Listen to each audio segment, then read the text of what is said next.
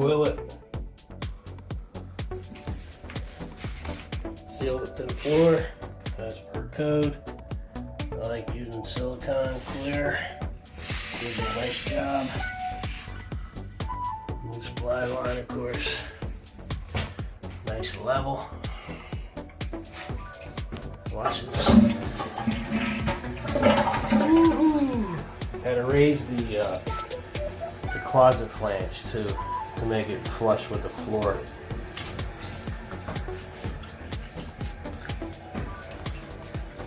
New pedestal sink, new mirror, new light bar, GFCI, new switches. Tomorrow I'll come back, put the window trim in, towel bar, toilet paper dispenser, and